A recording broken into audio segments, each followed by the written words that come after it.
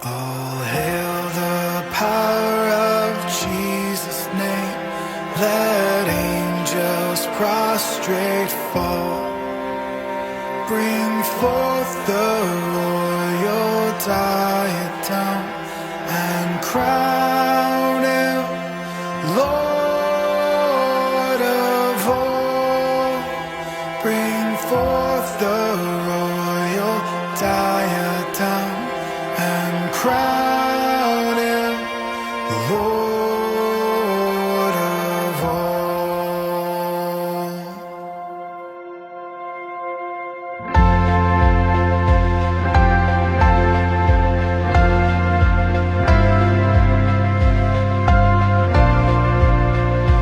O seed of Israel's chosen race, now ransomed from the fall.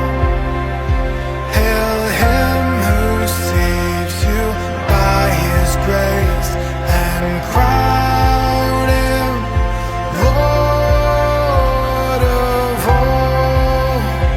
Hail him who saves you by his grace and crown him Lord of all.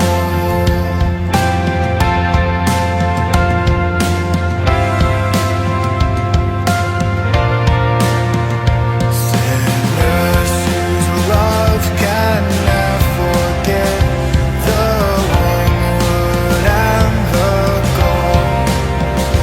Go spread your trophies at his feet and crown him Lord of all. Go spread your trophies at his feet and crown him Lord of all.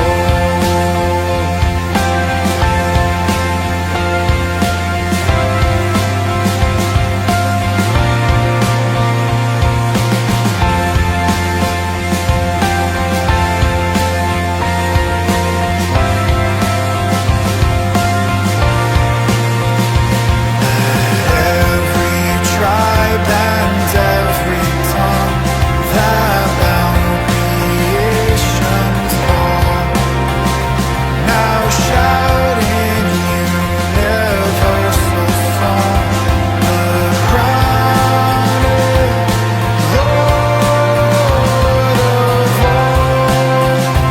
Now shout in universal song, the crown is Lord of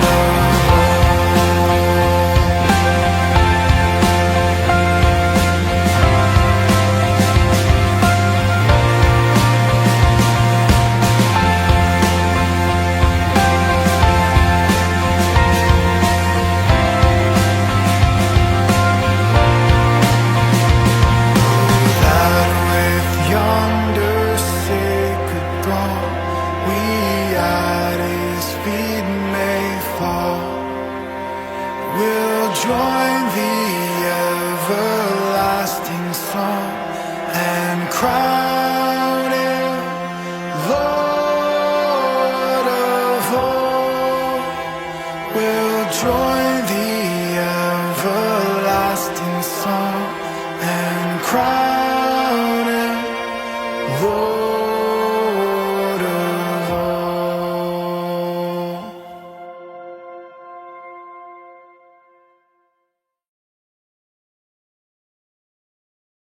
Isang mapagpalang umaga po sa ating lahat.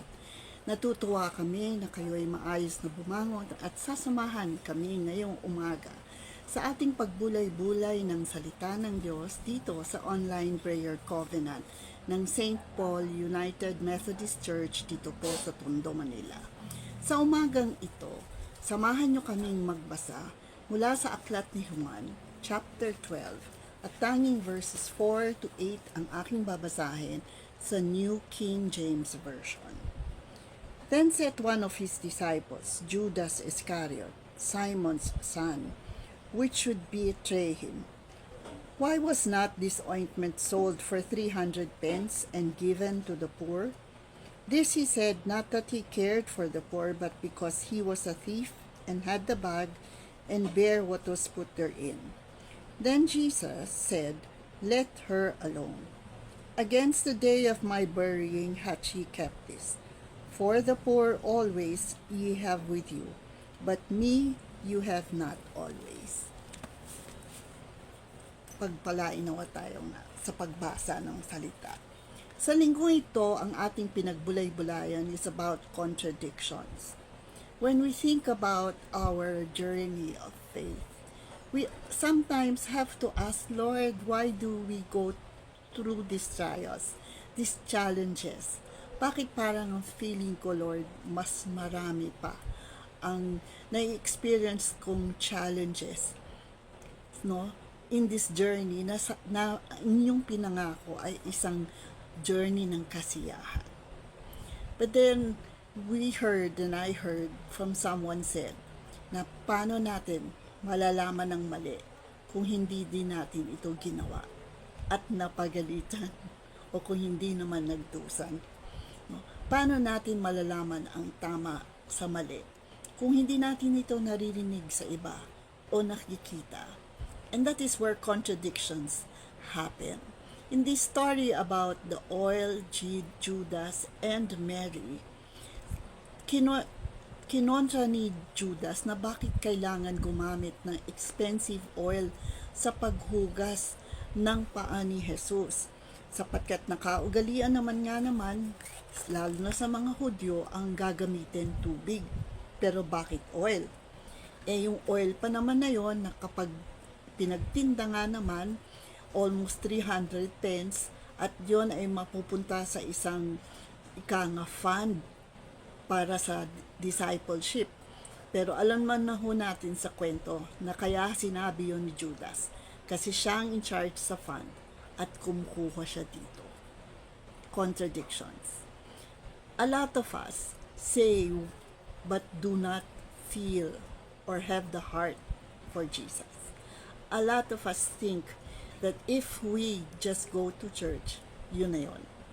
A lot of us think that if we accept a position sa church and do not take accountability for it, okay na yun. Contradictions. Sapagkat sinasabi dito sa atin na kapag ikaw ay nais sumunod kay Jesus, your heart has to be in the right place and for the right purpose. No personal agenda. No personal gain. Patas tayong lahat, nagsisilbi, at patas din tayong tumatanggap ng kapayapaan mula kay Jesus. Hindi po ba? Kaya nga sabi, it was said, that one has to go through it to be able to tell what is right or wrong. Yun din po ang kagandahan ng ating pagsama sa mga activities. Sapagkat dito naririnig natin ang testimonyo ng mga tao. Kung saan nga naman, akala nila tama yung ginagawa nila. Akala nila masarap na ang buhay nila.